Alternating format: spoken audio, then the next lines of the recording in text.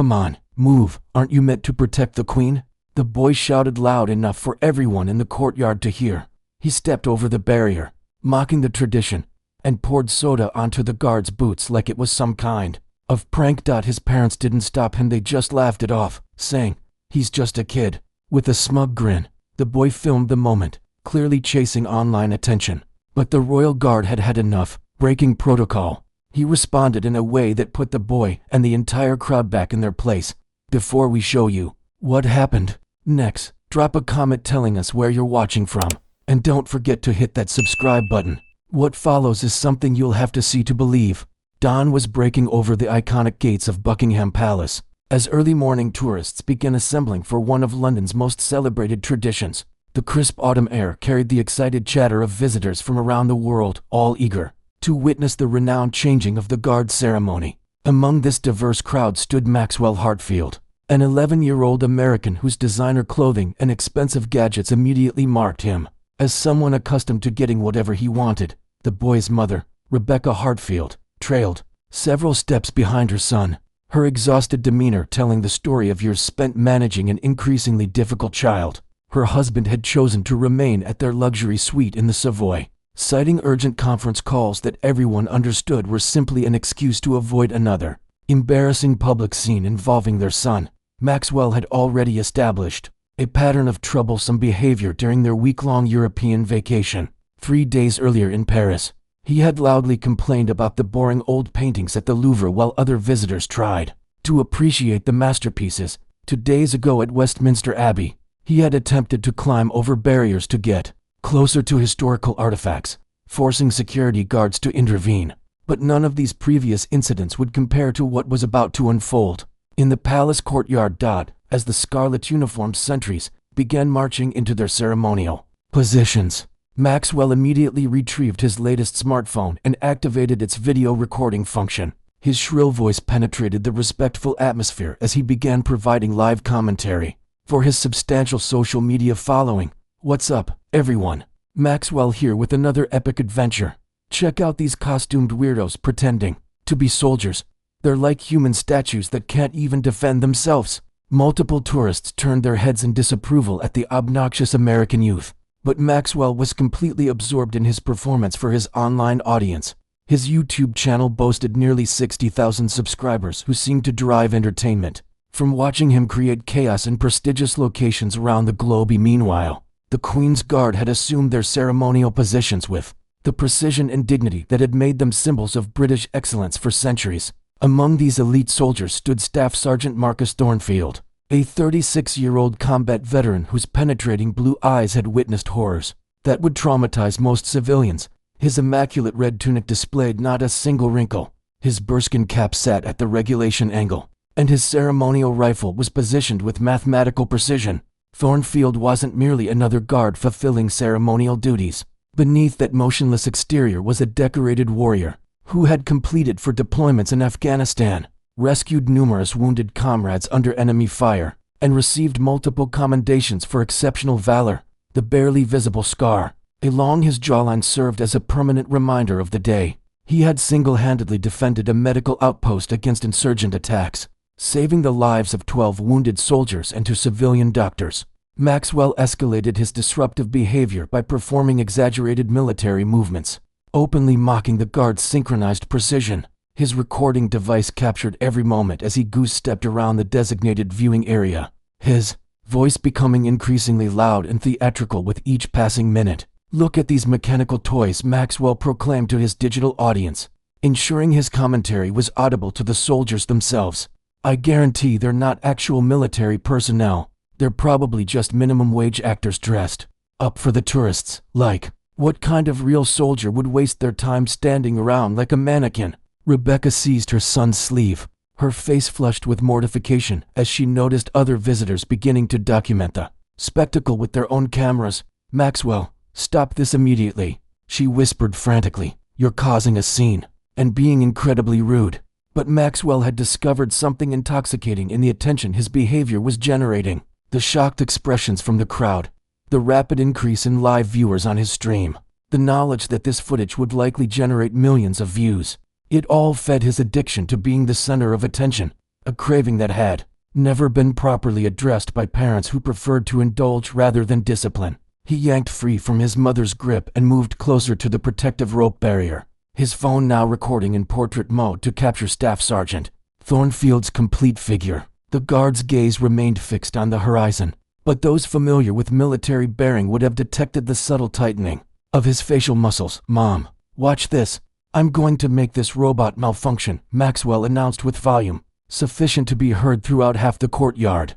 "These guys are supposedly trained to ignore everything, but I bet I can crack this one's programming." What transpired next would remain etched in the memory of every witness present. Maxwell, emboldened by his mother's ineffectual attempts to control him and intoxicated by his own perceived immunity from consequences, committed an act that violated every boundary of civilized behavior. He ducked under the barrier. Rope. The collective gasp from hundreds of tourists created a sound like rushing wind, momentarily drowning out all other noise in the courtyard. Security personnel immediately began converging on the scene, but their positions around the perimeter meant they couldn't intervene before the situation escalated further. Maxwell, now standing within arm's reach of Staff Sergeant Thornfield, raised his phone to capture the guard's stoic expression. "What's your next move, tin soldier? You can't react, can you? You're programmed to stay frozen no matter what happens." The boy began making grotesque facial expressions, extending his tongue and gesticulating wildly within inches of Thornfield's face. The sergeant's respiration remained controlled, his eyes focused ahead, his grip on his rifle unwavering, but internally, every instinct honed by years of combat was analyzing the situation, calculating responses, and preparing for action. Then, Maxwell's attention shifted to his oversized soft drink cup, still 3/4 full from his expensive hotel breakfast. A malicious grin spread across his features as a particularly cruel idea formed in his mind, an idea that would irrevocably alter the course of his young life. The world seemed to move in slow motion as Maxwell elevated the beverage container above Staff Sergeant Thornfield's perfectly polished black boots. The carbonated liquid caught the morning sunlight as it traced an arc through the air, and for one crystalline moment, the entire assembled crowd seemed to hold its breath in unified horror. The cola splashed across Thornfield's boots and pooled on the immaculate stone pavement beneath his feet. The sugary brown liquid stained the leather that the sergeant had spent 90 minutes buffing to mirror perfection before dawn, each droplet representing a violation of everything the uniform symbolized. But the physical damage was merely the surface of a much deeper transgression. Maxwell had just committed criminal assault against a decorated member of Her Majesty's Armed Forces. He had desecrated centuries of military tradition, humiliated a man who had shed blood in defense of freedom, and documented the entire episode for his own entertainment and social media fame. The silence that descended was absolute and terrifying. Even London's omnipresent traffic noise seemed to fade into nothingness. Tourists lowered their recording devices. Parents instinctively drew their children closer, and security personnel accelerated their approach with renewed urgency. Staff Sergeant Thornfield maintained his rigid posture, but something fundamental had shifted in his demeanor.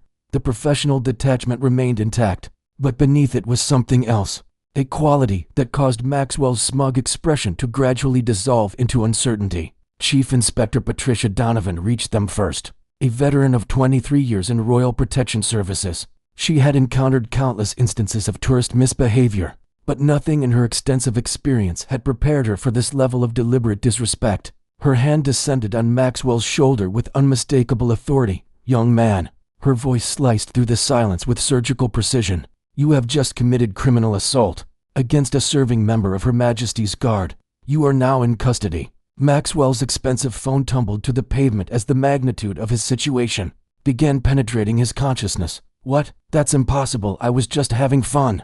It's only soda."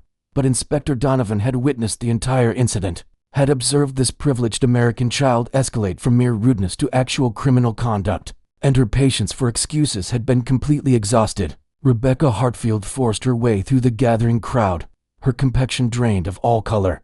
"Officers, please understand. He's just a child. He didn't intend any real harm, madam." Donovan's tone remained professionally controlled but ice cold. "Your son has just perpetrated assault upon a decorated member of the British Armed Forces. This is not a juvenile prank. This is not a cultural misunderstanding. This constitutes criminal behavior, as though summoned by the gravity of the situation." Lieutenant Colonel Jeffrey Ashworth materialized from the crowd. The commanding officer's presence generated immediate waves of deference among the security personnel present. His uniform displayed ribbons from conflicts that most civilians couldn't identify, and his bearing radiated the absolute authority earned through decades of exemplary service. He surveyed the scene methodically, the stained boots, the spreading puddle of cola, the weeping mother, and the increasingly pale boy who was beginning to comprehend that his family's considerable wealth might not provide an escape from this predicament. Lieutenant Colonel Ashworth approached Maxwell with deliberate, measured steps, each footfall resonating in the unnatural quiet that had settled over the courtyard. When he finally spoke, his voice barely rose above a whisper, yet every syllable carried the force of unquestionable command. "Tell me, young man, what information do you possess regarding Staff Sergeant Thornfield?" Maxwell, now clinging to his mother's arm, struggled to form coherent words. I don't know anything about him. He's just some guy in a costume. Just some guy in a costume," the colonel repeated, allowing the words to suspend in the air. Like an indictment, Staff Sergeant Thornfield has completed for combat deployments in Afghanistan. He has extracted wounded soldiers from burning vehicles while under direct enemy fire. He has maintained vigil over the remains of fallen comrades. And you believe he exists solely for the amusement of your social media followers. The weight of this revelation began settling not only on Maxwell, but on every person within earshot. This transcended a mere case of adolescent rudeness toward a tourist attraction. This was about a child's casual disregard for someone who had sacrificed everything in service to principles larger than himself. Rebecca attempted to intervene once more. "Sir, we're American citizens. We're unfamiliar with your customs and protocols. Surely we could arrange some form of monetary compensation, or madam." Lieutenant Colonel Ashworth's gaze shifted to her, and she immediately fell silent. "This incident has nothing to do with customs, protocols, or nationality. Your son has committed assault. In this nation, such actions carry consequences." Maxwell's earlier arrogance had completely evaporated. The realization that he might actually face genuine repercussions for his behavior was utterly foreign to his experience.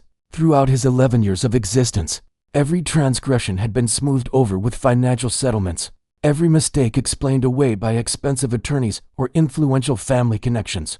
But standing in the courtyard of Buckingham Palace, surrounded by individuals who regarded duty and honor as sacred principles, Maxwell began understanding that his usual escape mechanisms had been severed. Inspector Donovan had been conducting a quiet conference with the colonel, and now she stepped forward carrying an official clipboard. "Mr. and Mrs. Hartfield, your son will be formally processed and charged. However, considering his age and the exceptional circumstances, Lieutenant Colonel Ashworth has authorized an alternative to standard detention." Maxwell's mother tightened, her grip on his hand. "What sort of alternative are you proposing?" 10 days at Sandhurst Military Academy's Youth Rehabilitation Program, the colonel announced. "Your son will participate in comprehensive military education. He will discover what genuine service means, learn to respect others, and understand the sacrifices made by men like Staff Sergeant Thornfield every single day." "Absolutely unacceptable." Rebecca's voice rose sharply. "I will not permit my child to be subjected to military brainwashing."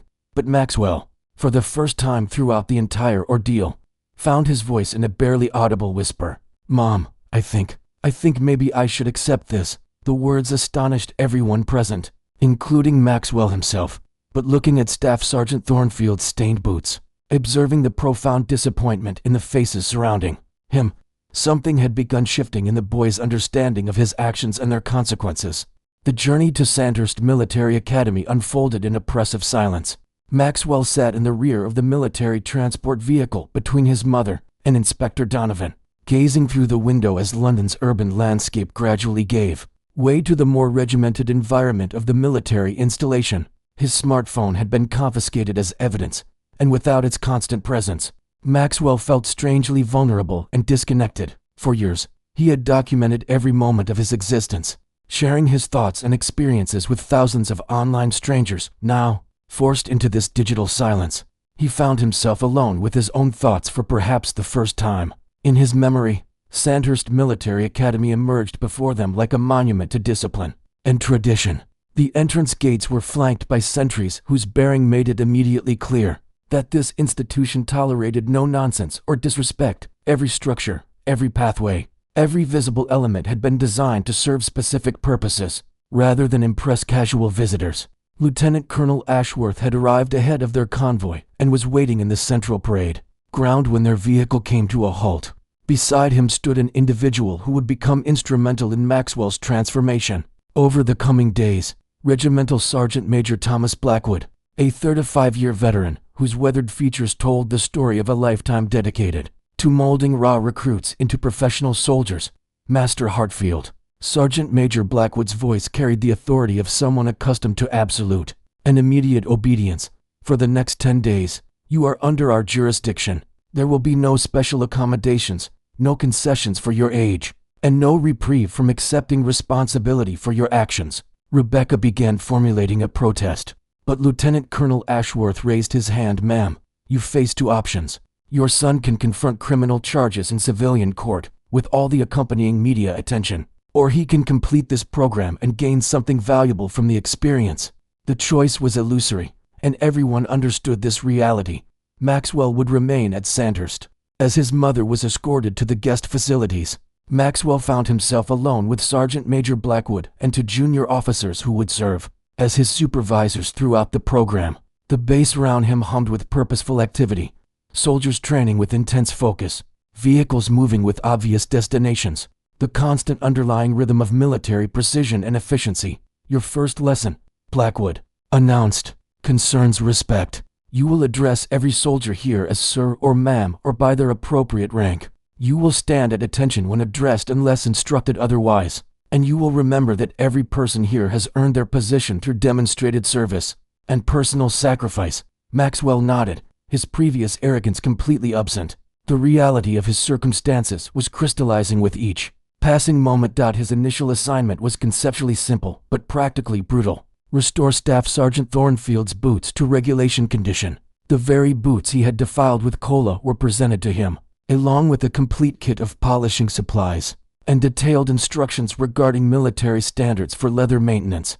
You will polish them until they meet full regulation standards, one of the supervising officers explained. Regulation standards mean you can observe your own reflection clearly in every square inch of leather surface.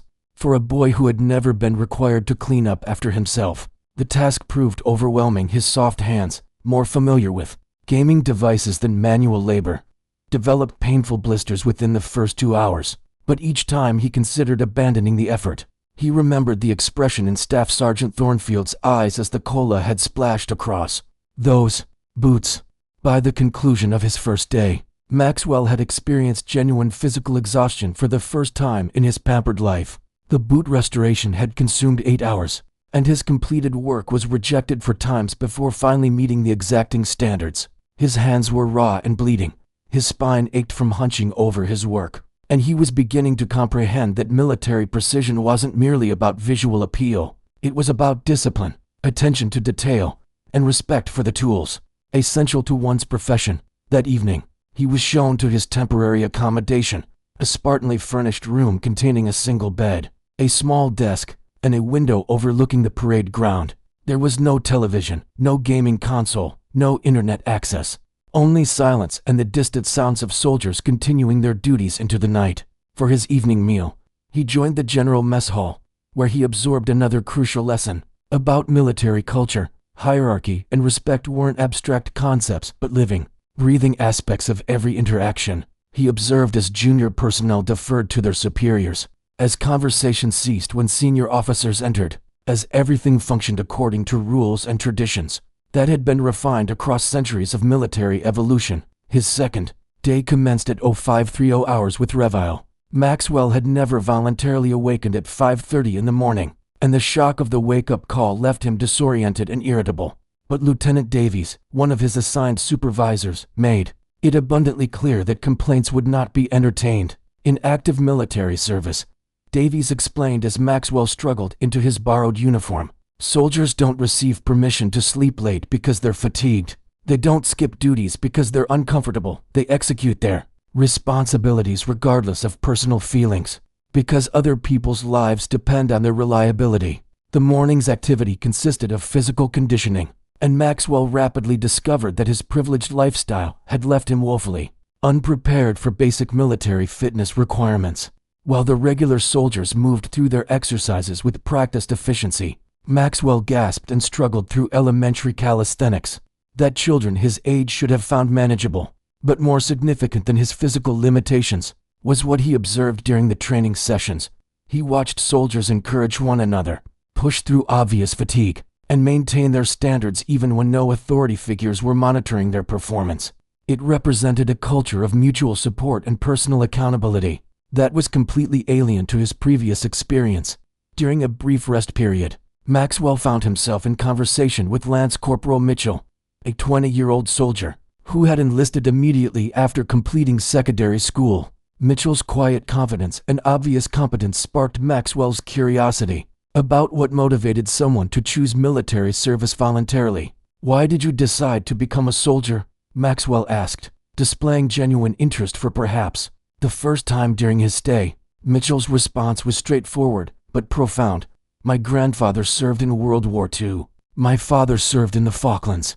But primarily, I wanted to contribute to something more significant than my own desires. I wanted to know that my existence had meaning, that my actions made a positive difference in the world." The concept of service, of deliberately choosing a challenging path because it served a greater purpose, was revolutionary to a boy who had been raised to believe that personal gratification was life's highest goal. On his third day, Maxwell was introduced to military history, not through dry academic textbooks, but through the living memories of the soldiers surrounding him. Sergeant Major Blackwood, despite his stern exterior, proved to be a captivating storyteller, and he began painting a picture of military service that Maxwell had never previously imagined. He learned about the Gulf War from a veteran who had experienced desert combat firsthand, about peacekeeping operations in the Balkans from soldiers who had served multiple tours in hostile territories, about the daily realities of modern military operations from men and women who had lived through them. But most importantly, he began learning the truth about Staff Sergeant Thornfield. The man Maxwell had mocked and humiliated was revealed to be something of a legend within the regiment.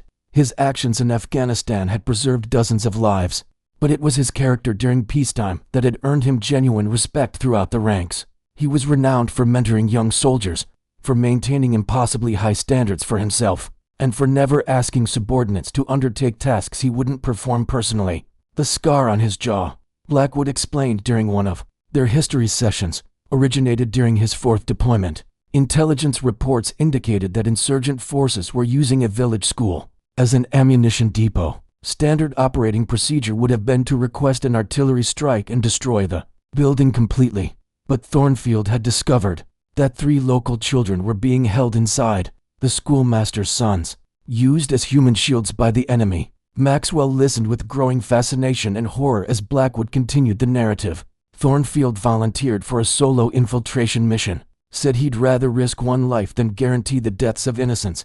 He spent 12 hours in that compound, moving room by room, neutralizing threats while searching for those children. When he located them, they were terrified and severely dehydrated, barely conscious from their ordeal. The entire structure had been rigged with explosives, but he couldn't abandon them. Blackwood paused, allowing the gravity of the story to penetrate Maxwell's consciousness. He carried those 3 boys through a collapsing, burning building while taking automatic weapons fire from multiple positions. The debris that gave him that scar also caused a traumatic brain injury that should have been fatal. But he got those children out alive and delivered them safely to their family. That's the man you doused with soft drinks, son. That's the individual you treated as entertainment for your online audience. The story struck Maxwell like a physical assault. For the first time, he began grasping the true magnitude of his actions. It wasn't simply disrespectful behavior toward a stranger. It was deliberate humiliation of someone who had risked everything to protect innocent lives. That night, unable to achieve sleep, Maxwell found himself staring through his window at the parade ground where soldiers continued their duties even in darkness. He contemplated those 3 children in Afghanistan, about Staff Sergeant Thornfield's decision to risk his own life for strangers, about what it truly meant to bear responsibility for something greater than personal comfort or convenience. His 4th day brought a new challenge, weapons familiarization. Under careful supervision, Maxwell was introduced to the L858 rifle that guards like Staff Sergeant Thornfield carried. During ceremonial duties, The weapon was significantly heavier than he had anticipated, and holding it properly required strength and coordination he didn't possess. "This is not a toy or a prop," Lieutenant Davies explained as Maxwell struggled with basic handling procedures. "This is a precision instrument that soldiers depend upon to protect themselves and others. Every soldier authorized to carry one has earned that privilege through rigorous training, demonstrated discipline, and proven reliability under pressure." As Maxwell progressed through weapons familiarization training, he began understanding another fundamental layer of military culture: the absolute necessity of trust between soldiers. Military personnel depended on each other in ways that civilians rarely experienced or comprehended. A mistake with a weapon, a failure of discipline, a moment of carelessness could result in casualties and death. In combat situations, Davies continued, "You don't receive second opportunities. You don't get to say sorry, I was just playing around. Human lives depend on every soldier executing their duties flawlessly, every single time. That's why our training is so intensive. That's why our standards are so demanding. That's why we don't tolerate disrespectful or careless behavior." The lesson was unmistakable. Even to Maxwell, military discipline wasn't arbitrary cruelty or mindless submission to authority. It was the essential foundation that enabled ordinary people to accomplish extraordinary things. When human lives hung in the balance, on his 5th day, Maxwell participated in a ceremony that fundamentally altered his understanding of military service. A soldier from a sister unit was being repatriated after making the ultimate sacrifice in overseas operations, and the entire base assembled for the formal honors ceremony. Maxwell watched as grown men and women wept openly while maintaining perfect military bearing. He witnessed the precision of the honor guard, the reverence with which the flag-draped coffin was handled, the genuine grief of soldiers who had lost a friend and brother in arms. But most significantly, he observed Staff Sergeant Thornfield. The man he had humiliated stood at rigid attention with tears streaming down his weathered face. As the last post echoed across the parade ground, his uniform was immaculate, his posture perfect, but his emotion was raw and visible to all. This wasn't a mechanical automaton or a costumed performer. This was a human being mourning a fallen comrade while honoring his memory with the dignity of flawless military ceremony. Following the service, Maxwell approached Sergeant Major Blackwood with a request that had been building throughout the week. "Sir, would it be possible for me to write a letter to Staff Sergeant Thornfield?" Blackwood studied the boy intently before nodding slowly. "What would you say to him?" "I want to apologize, truly apologize, not because I'm required to, but because I finally understand the magnitude of what I did to him." That evening, Maxwell spent countless hours crafting his letter. He wrote about everything he had learned during his time at Sandhurst, about his growing comprehension of service and sacrifice, about his shame at having treated a genuine hero like entertainment. But most importantly, he wrote about his commitment to becoming someone worthy of the lesson he had received. His 6th day was devoted to community service within the military base. He assisted in the mess hall, helped with equipment maintenance, and performed the countless small tasks that kept a military installation functioning smoothly. The work was humble but essential, and Maxwell began understanding the dignity that came from contributing to something larger than personal gratification. The soldiers he worked alongside treated him with professional courtesy, but also with growing respect. They had observed his transformation throughout the week, had witnessed him evolve from an arrogant, entitled child into someone beginning to grasp the values they lived by every day. On his 7th day, Maxwell was granted his request to meet with Staff Sergeant Thornfield. The encounter was ranged for the same courtyard where the original incident had occurred, but the circumstances had changed completely. Staff Sergeant Thornfield arrived in dress uniform, his bearing as impeccable as always, but Maxwell now understood what that perfection represented. It wasn't empty ritual or theatrical performance. It was the visible manifestation of inner discipline, of commitment to principles that transcended personal comfort or convenience. "Staff Sergeant Thornfield, sir," Maxwell began, his voice steady despite his nervousness. "I owe you an apology that's more profound than any words can express." Thornfield listened in complete silence as Maxwell continued. "I thought you were just decoration, something for tourists to photograph and laugh at. I didn't understand that you're a real person who has accomplished incredible things, who has saved lives, who deserves respect not because of your uniform, but because of who you are and what you've sacrificed for others." Maxwell reached into his pocket and withdrew the letter he had written. his hands trembling slightly as he offered it to the sergeant. "I wrote this for you, sir. It explains everything I've learned this week, but primarily it expresses what I should have understood from the beginning, that you're a hero, and I'm profoundly sorry for treating you as anything less than that. Staff." Sergeant Thornfield accepted the letter and read it in complete silence. When he finished, he regarded Maxwell for a long moment before speaking. "Maxwell," he said, using the boy's name for the first time, "the fact that you're here, that you've completed this program with honor, that you've taken the time to truly understand what happened, that tells me everything I need to know about your real character." He extended his hand, and Maxwell shook it with all the respect and solemnity the moment deserved. "Everyone makes mistakes," Thornfield continued. "What defines us is what we do afterward, what we learn, how we grow. You've demonstrated real character this week, and I'm genuinely proud of the young man you're becoming."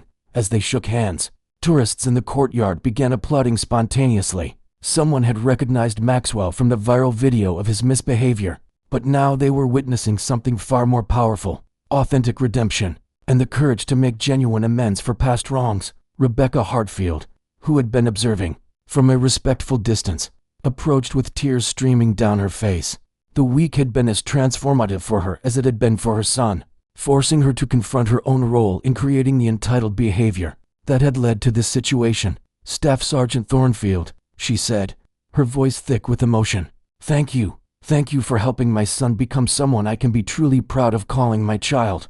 8 months after his transformative week at Sandhurst Military Academy, Maxwell had become virtually unrecognizable from the spoiled child who had once poured soda on a soldier's boots. He had enrolled in his school's Junior Reserve Officers Training Corps program, where his understanding of military values and his profound respect for service members had made him a natural leader among his peers. His YouTube channel, which had previously showcased his bratty behavior and disrespectful stunts, had undergone complete transformation. Now he used his substantial platform to educate other young people about military service, to share the stories of veterans, and to promote the values of respect and responsibility he had learned during his punishment. The original video of his misbehavior at Buckingham Palace still existed online, but it had been completely overshadowed by the story of his remarkable transformation. Major news outlets had covered his journey from entitled brat to respectful young man, and Maxwell had become an unexpected advocate for the power of accountability and meaningful consequences. He maintained regular correspondence with several soldiers he had met at Sandhurst, including Staff Sergeant Thornfield, who had become something of a mentor and father figure to the boy. Their relationship had evolved from victim and perpetrator to something approaching genuine friendship, built on mutual respect and shared understanding of what it meant to grow from one's mistakes. Rebecca had also undergone dramatic changes. The week of her son's punishment had forced her to examine her own parenting methods and the way she had shielded him from consequences throughout his life. She had enrolled in parenting courses, begun volunteering with military families, and committed herself to raising her son with the kind of accountability and respect for others that she had failed to instill during his early years. The transformation wasn't complete or perfect at 13. Maxwell still occasionally struggled with the entitled impulses that had been reinforced throughout his childhood, but he now possessed tools to recognize those impulses and the discipline to choose better responses. His respect for military service had evolved into a broader understanding of civic duty and personal responsibility that would guide him for the rest of his life. On the first anniversary of his incident at Buckingham Palace, Maxwell returned to London with his mother, but this time as tourists with profound appreciation for what they were witnessing. He watched the changing of the guard ceremony with genuine reverence, understanding now the tradition and sacrifice represented by those motionless figures in their scarlet tunics. After the ceremony, he was granted a private meeting with Staff Sergeant Thornfield, who was approaching the end of his service with the Royal Guard. They discussed Maxwell's continued growth, his plans for the future, and the lessons that had been learned by everyone involved in that day's events. "You know," Staff Sergeant Thornfield said as their meeting concluded, "in some ways, that day was as important for me as it was for you. It reminded me why we perform this duty, why the ceremony and tradition matter so much. It's not just for the tourists or for historical preservation. It's because these values, this discipline, this commitment to something greater than ourselves, they're worth preserving and passing on to future generations." As Maxwell prepared to leave London and return to his life in America, He carried with him more than just memories of his transformation. He carried a deep understanding of what it meant to serve others, to accept responsibility for one's actions, and to choose growth over comfort when faced with the consequences of poor decisions. The entitled boy who had once poured soda on a soldier's boots was gone forever, replaced by a young man who understood that true strength came not from dominating others, but from serving them, not from avoiding consequences but from facing them with dignity, and not from seeking attention through destruction but from earning respect through positive contribution to society. His story had become a testament to the power of appropriate consequences, the importance of genuine accountability, and the possibility of redemption for anyone willing to undertake the difficult work of personal growth and change. Most importantly, it had become proof that even the most privileged and entitled young person could learn the values of service, sacrifice, and respect when confronted with the living example of those who embodied them every single day.